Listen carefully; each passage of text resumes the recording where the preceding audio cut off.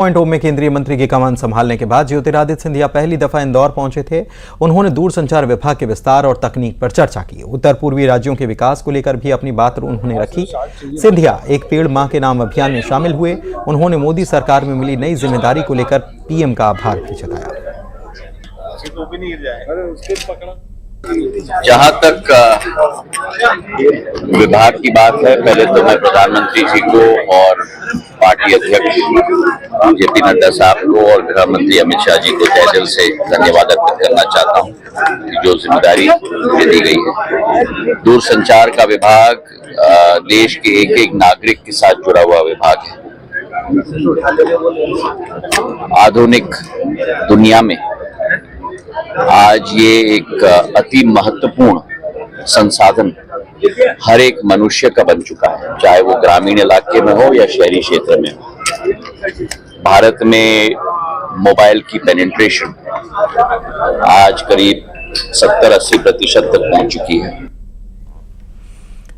MP में अब सड़क पर सियासत शुरू हो गई है। पूर्व केंद्रीय मंत्री अरुण यादव ने एक सड़क का वीडियो जारी किया और लिखा है कि एमपी में सड़कों के हालात हैं। ये मामला राजधानी से सटे बैरसिया तहसील का है, जहां पर सड़क एक हफ्ते में उखड़ने लगी। उन्होंने लिखा कि क्या ये मोदी जी के विकास की गारंटी है जो एक हफ्ते में ही सड़कें टूटने लगी? क्या यही वॉशिंगटन से अच्छी सड़कें हैं? इस पर कार्रवाई करें। 3 दिन हो गए इसका। 2 दिन पहले ही डली।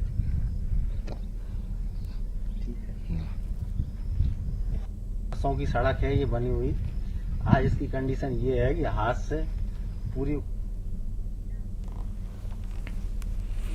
बीजापुर के धनगोल पंचायत के लोगों ने हर जिम्मेदार का दरवाजा खटखटाया, लेकिन कोई समाधान नहीं दिला पाया। इसके बाद गांव वालों ने अपनी जरूरत को जिद और जुनून बना लिया और तैयार कर लिया लकड़ी का एक पुल।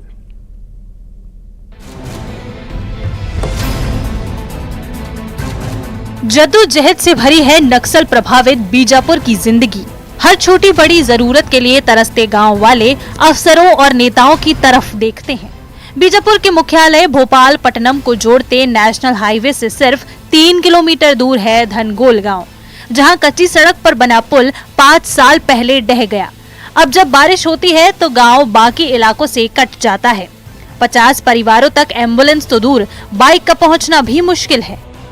सरपंच नागया समेत गांव वाले दफ्तरों से लेकर नेताओं तक गुहार लगाते रहे, लेकिन कोई हल नहीं निकला। लिहाजा गांव वालों ने खुद ही लिया एक फैसला। 100 रुपए जोड़े और टूटी पुलिया में लकड़ी लगाने का काम शुरू कर दिया गया। टूट के 3 से 4 साल से ज्यादा हो गए ये पुलिया।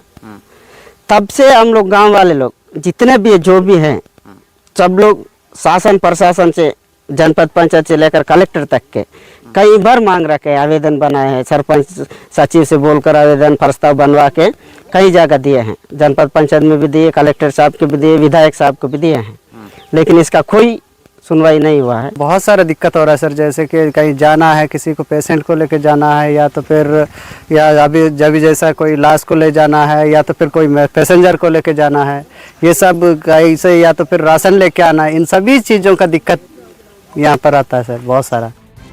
ऐसा नहीं है कि मुसीबतें नहीं आई, लेकिन मिलकर किया गया मुकाबला और तैयार हो गया एक अदद पुल। परेशान आने जाने का बहुत दिक्कत है सर, इसलिए परेशान हो रहे। मैं सरपंच जैसा बना वैसे इसे कोशिश कर रहा हूँ, कोई मदद दे रहे नहीं है। अब लकड़ी वाला पुलिया बनाना चाह रहे हैं हम लोग, क्या करेंगे। ग्रामीणों के चंदे और श्रमदान से ये पुल बनकर तैयार हुआ है। इन ग्रामीणों की तारीफ की जानी चाहिए। इन्होंने अपनी परेशानी का खुद हल निकाला है और अपने लिए खुद पुल बनाया है। बीजापुर से न्यूज़ 18 के लिए विश्वभरण शुक्ला के साथ ब्यूरो रिपोर्ट।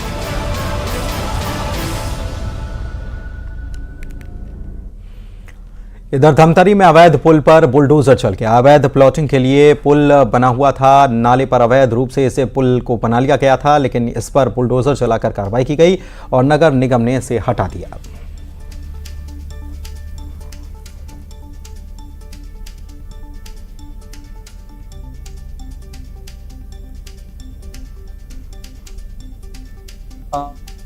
नाला में जो अतिक्रमण हो रहे हैं नाली नाला में, और अभी आप देख रहे हैं कि बरसात का दिन है, जिसको देखते हुए जो है आयुक्त महोदय ने नालियों से अतिक्रमण हटाने के निर्देश भी दिए हैं। और जो नेचुरल फ्लो होता है उसमें कहीं न कहीं बाधा उत्पन्न कंस्ट्रक्शन के कारण होता है, जिसको देखते हुए आज जो सोरमहट गांव क्षेत्र है वहां पर जो एक पूर्णनुमा स्वरूप नाले के भीतर ही बना दिया गया था, जिसको नगर निगम ने तोड़ने की कार्रवाई की। मनेंद्रगढ़ में नेशनल हाईवे 43 कुछ साल पहले बना था, लेकिन कुछ देर की बारिश के बाद ही ये तालाब में तब्दील हो गया। आने जाने वाले लोगों को काफी परेशानी हो रही है। सड़क बनाई गई लेकिन पानी के निकलने की कोई व्यवस्था यहां पर नहीं रखी गई। नतीजा देख रहे हैं आप। मैं इस वक्त मौजूद हूँ अंबिकापुर मनेंद्रगढ़ नेशनल हाईवे 43 पे। आप देख सकते हैं यह सड़क है और नेशनल हाईवे किस तरह से तालाब बना हुआ है। मैं इस वक्त जो हूँ इसी सड़क में हूँ। आप देख सकते हैं महज कुछ ही माह पहले, कुछ ही साल पहले यह सड़क का निर्माण हुआ था। ऐसे में नेशनल जो विभाग है, NH विभाग है, देख सकते हैं निर्माण किस तरह से किए हैं। बताएंगे किस तरह की समस्या यहाँ आ रही है। यहाँ पूरी सड़क जो है तालाब बन चुकी है। जब से ये सड़क बनी है और डिवाइडर बना है तब से यहाँ पे नालियों के ऊपर ओवरफ्लो पानी होता है, और उसके बाद दूसरे तरफ से जाने वाले डिवाइडर के जब गाड़ियाँ तेज़ी से निकलती है तो उस तरफ जाने वाला व्यक्ति एक्सीडेंट कई बार हो चुका है उसका, क्योंकि इधर से पानी उस तरफ चला जाता है और ऊपर से जाता है तो उधर के व्यक्ति अलर्ट नहीं होता है। आप देख रहे हैं अभी कितना ज़्यादा जल भराव है। स्थानीय देख सकते हैं कि किस तरह से आम जन जो है परेशान है। और ये जो पानी जल भराव जो है महज कुछ ही देर में जो बारिश हुई थी, महज कुछ ही देर बारिश हुई है, उसमें यह जल भरा हुआ है। आप समझ सकते हैं जो दिन भर जो बारिश होगी किस हालात बन जाएंगे। हमारे साथ और भी कैसे देखते हैं ये जो तालाब नुमा बना है सड़क। ये तो पिछले जब बारिश होता है यहाँ पे पूरा जल भराव हो जाता है, और इसका एक मेन रीज़न यही है कि नाली प्रॉपर वे में सही ढंग से नहीं बना होना, और जगह जगह से नाली खुला हुआ है जिसमें कि गंदगी पूरा भरा हुआ है, उसमें पानी के बदले उसमें पूरा मलबा है, समझ लीजिए। देख सकते हैं आमजन जो है किस तरह से समस्या का सामना करना पड़ रहा है। ये तो तालाब नुमा है, मेरा पैर खुद जो है पानी में डूब चुका है। आप देख सकते हैं जो बसें जा रही हैं किस तरह से जो है ये पानियाँ उसमें बस में समा रही है। न्यूज़ 18 छत्तीसगढ़। धमतरी में NSUI ने नीट पेपर लीक मामले में मशाल रैली का आयोजन किया, जिसमें NSUI के साथ कांग्रेस के नेता भी बड़ी संख्या में शामिल हुए। शहर के घड़ी चौक से निकलकर रैली जिला कांग्रेस कार्यालय तक चली।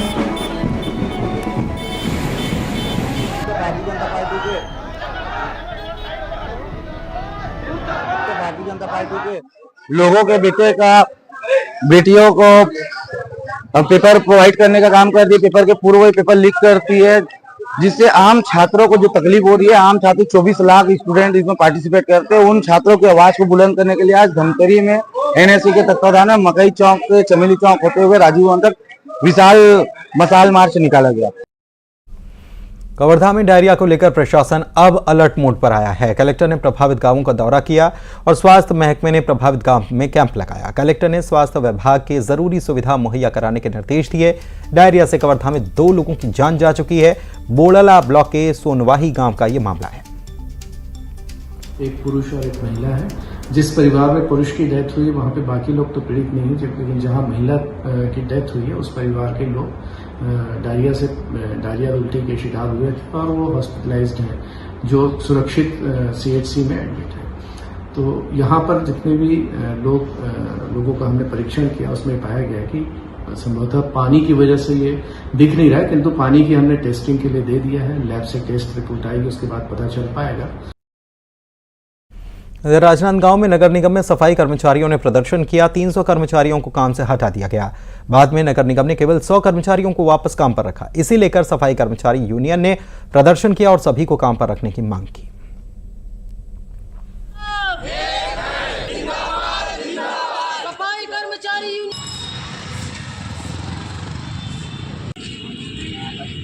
ठेकेदार के द्वारा बैठा दिया गया 300 सफाई कर्मचारी के रूप में ठेका में काम करते थे, जो कि 8 तारीख से 100 कर्मचारियों को निगम के द्वारा लिया गया है।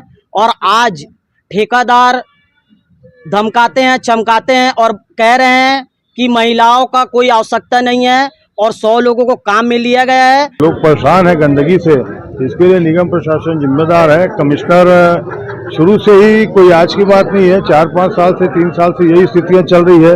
यहाँ ठेके के भरोसे में सफाई व्यवस्था एक भ्रष्टाचार का प्रमाण है कि पहले भी ये कर सकते थे। यदि इनको मालूम है कि अभी ठेका खत्म हो रहा है इस साल, तो ये पहले कर सकते थे, तो इन्होंने पहले किया नहीं। अब चुनाव का बहाना लगाते हैं। उसके बाद अब शहर आज गंदगी से पूरा परेशान है और कर्मचारी जो रखे गए थे उनको भी हटा दिए गए। बिलासपुर सिम्स प्रबंधन पर मनमानी के आरोप लगे हैं। 20 साल से काम कर रहे 9 कर्मचारियों को बिना नोटिस दिए रिलीव कर दिया गया। रिलीव किए गए कर्मचारियों में कुछ ऐसे हैं जो 1-2 महीने में रिटायर होने वाले हैं। इन लोगों ने जब सीएमएचओ में ज्वाइन करना चाहा तो रिक्त पद न होने का हवाला देकर सीएमएचओ ने वापस भेज दिया। अब ये सिम्स और सीएमएचओ का चक्कर काट रहे हैं। 2003 में सिम्स की स्थापना हुई थी, जिससे पहले यहां पर जिला अस्पताल के कर्मचारी थे। सिम्स बनने के बाद कुछ कर्मचारी सेवा देते रहे, जबकि कुछ दूसरे जिलों में चले गए। क्या बोल रहे हैं, किसके पास गए थे आपको? हम लोग यहाँ से मेरे को जम्मू भेज दिए हैं, क्या कहते हैं, जो देखे कागज देके वहाँ हम जाके दिए, जाके बोले ना लेटर दिए, तो बोले यहाँ जगह नहीं तो हम कहाँ रखें। ऐसे करके जम्मू लिख के दे दिया है। तो स्टे के बेस पे काम कर रहे थे, क्योंकि यहाँ पे वो सेटअप है ही नहीं है। क्योंकि ये सेटअप जो है स्वास्थ्य सेवाओं के अंतर्गत आता है। क्योंकि पहले डिस्ट्रिक्ट हॉस्पिटल था, उसके बाद में ये मेडिकल कॉलेज का हॉस्पिटल बना। तो समस्या ये नहीं थी कि इसको संविलियन क्यों नहीं हुआ, ये शासन स्तर पे लंबित था। परंतु अभी 28 तारीख को ही जून के हाईकोर्ट द्वारा जो पहले स्टे दिया गया था उसको खारिज कर दिया गया। तो आप स्वतः समझ सकते हैं कि जो पूर्व वाला आदेश है वो लागू हो जाता है। देवास में शर्मसार करने वाला मामला सामने आया, जहां पर एक बुजुर्ग महिला को उसका ही परिवार लावारिस छोड़कर चला गया। महिला के पास एक आधार कार्ड मिला जिस पर सुमन नाम लिखा हुआ था और उस पर खंडवा का पता भी लिखा हुआ है। आसपास के लोगों के अनुसार महिला पिछले 2 दिनों से बैंक ऑफ इंडिया के बाहर ही लावारिस हालत में पड़ी हुई थी। लोगों ने बताया कि महिला के परिवारजन महिला के खाते से पैसा निकालने के बाद उसे बैंक के बाहर ही छोड़कर चले गए। लोगों ने वृद्धाश्रम को जानकारी दी। वृद्धाश्रम से दिनेश चौधरी ने मौके पर पहुंचकर महिला को जिला अस्पताल में इलाज के लिए भर्ती कराया और परिवार के बारे में जानकारी अब जुटाई जा रही है। 3 दिन से हमने खाना वगैरह नहीं खाया था। हमें शासन के अधिकारी महोदय द्वारा फोन लगाया कि अम्मा जी वहाँ पड़ी है, बैंक के पास उनको देख लो। आज देखा मैंने अम्मा जी को, मैं यहाँ लेके आया हूँ। तो वो पेंशन बताया जा रहा है। हमने कुछ डॉक्यूमेंट चेक करे तो सुमन बाई भकोरिया नाम बताया जा रहा है और आधार कार्ड पे खंडवा का पता है। पर कुछ भाई वगैरह रिश्तेदार उनके देवास में रहते हैं, वो वहाँ आ भी गए थे। उन्होंने बोला सर हम आ रहे हैं, आप दवाखाने लेके चलिए। हम दवाखाने लेके आ गए, पर उनके कोई रिश्तेदार अभी कोई आया ही नहीं यहाँ पे। बात करेंगे बालाघाट जिले की, जहां पर बिरसा जनपद के रहने वाली 35 वर्षीय बैगा महिला ने जिला अस्पताल में अपने 10वें बच्चे को जन्म दिया। उसकी बड़ी बेटी की उम्र 22 साल है। इस हिसाब से जब वो 13 साल की थी तब पहले बच्चे को जन्म दिया था। बैगा महिला का नाम जुक्ति पति अकलू मेरावी है, जो काफ़ी गरीब हैं और मजदूरी करके गुजर बसर करते हैं। सरकार ने बैगा जनजाति को संरक्षित करने के लिए उनकी नसबंदी पर पाबंदी लगा रखी है। शायद जागरूकता की कमी और नसबंदी ना कराए जाने के कारण जुक्ति के 10 बच्चे हो गए। जुक्तिबाई का ऑपरेशन करने वाली डॉक्टर अर्चना लिल्हारी ने बताया कि जच्चा बच्चा स्वस्थ हैं। बच्चे को एहतियातन आईसीयू में रखा गया है। बिल्कुल ठीक है। पेशेंट का थोड़ा सा बीपी बढ़ रहा था, बट बीपी भी कंट्रोल में हो गया है। पेशेंट बहुत एनीमिक थी, जिसको 2 ब्लड लगाए गए हैं। सीएसआर और सीएमएचओ के कंसेंट से ही ऑपरेशन हुआ। इनके साथ जब ये आई थी तब सिर्फ इसके साथ 10 साल की एक लड़की थी इनकी और एक आशा कार्यकर्ता थी। घर के कोई भी परिजन साथ में नहीं आए थे, लेकिन इमरजेंसी में इनकी जान बचाना ज़्यादा जरूरी था, तो इनका ऑपरेशन तुरंत किया गया। शिवपुरी के झांसी तिराहा क्षेत्र में उस वक्त हड़कंप मच गया जब बारिश की वजह से एक मगरमच्छ ग्रामीण इलाके में पहुंच गया। सड़क पर मगरमच्छ देख ग्रामीणों में हड़कंप मचा। कुछ लोग मगरमच्छ का रास्ता रोकते नजर आए। गनीमत रही कि मौके पर वन विभाग की टीम पहुंच गई और मगरमच्छ को सुरक्षित रेस्क्यू कर लिया गया। ग्रामीणों की हरकत की वजह से कोई बड़ी घटना भी हो सकती थी।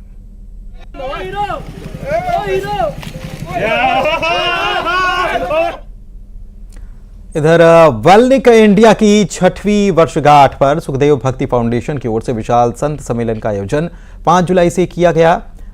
संत सम्मेलन में देश के कोने कोने से हजारों की संख्या में साधु महात्मा शामिल हुए। उसी क्रम में 6 जुलाई को साधु महात्माओं की एक विशाल शोभा यात्रा निकली थी, जो बीजलपुर चौराहे से शुरू होकर सुखदेव भक्ति फाउंडेशन के परिसर में समाप्त हुई। शोभा यात्रा में घोड़ा, गाड़ी, बग्घी, हाथी और ऊंट पर सवार होकर साधु महात्मा सुखदेव भक्ति के परिसर में पहुंचे। इसके अलावा बगलामुखी 11 कुंडीय महायज्ञ भी आयोजित किया गया, जिसमें माता बगलामुखी की आराधना हुई और सुख संपन्नता की कामना की गई थी। सभी संतों को बुलाया गया और ये भक्तों द्वारा कार्यक्रम किया गया। इसमें जो एमडी है मुख्य जो सुखदेव जी, उन्होंने ये कार्यक्रम रखा संतों का। ये 6 साल का जो उत्सव है और बहुत आगे बढ़े। ये जो सुखदेव जी आज प्रोग्राम रखे हैं अपने पूरे भारत देश से संत पधारे हैं, उनका विशेष यहाँ स्वागत है और बहुत खुश है संत महात्मा यहाँ बहुत सेवा दे रहे हैं सुखदेव जी। इनको सब समय आशीर्वाद संतों की तरफ से मिलता रहे। ये वेनलिक इंडिया लिमिटेड 6 साल पूरे होने के उपलक्ष्य में सभी संतों का आशीर्वाद मिला और सब फैमिली परिवार वेनलिक सब महात्माओं का आशीर्वाद रहे और बिजलपुर धाम बहुत आगे बढ़े और मेरे गुरु महाराजों का हमेशा आशीर्वाद बना रहे।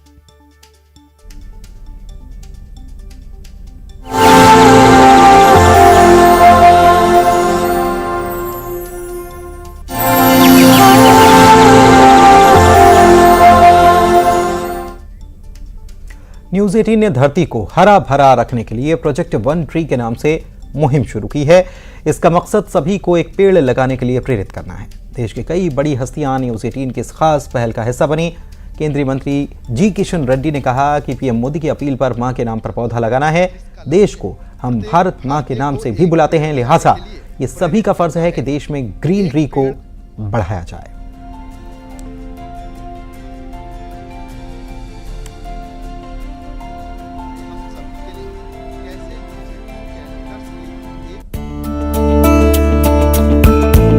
देश भर में हर व्यक्ति माँ के लिए बहुत गौरव स्थान होता है, इसीलिए प्रधानमंत्री जी का अपील था हर व्यक्ति अपने अपने घर में हो, अपने अपने पार्क में हो, जिधर भी फैसिलिटी हो सकता है सभी जगह माँ के नाम पर पौधा लगाना, उसको बड़ा करना, जिम्मेदारी लेने के लिए बोले। हम देश को भारत माता के नाम पर भी हम सम्मानित करते हैं, मानते हैं, इसलिए भारत के लिए, देश के लिए, व्यक्ति के लिए पौधा लगाना, देश में एनवायरनमेंट बढ़ाना, देश में ग्रीनरी बढ़ाना, एनवायरनमेंट बचाने के लिए प्रयास करना, इसके लिए पौधा बढ़ाने के लिए बहुत जरूरी है।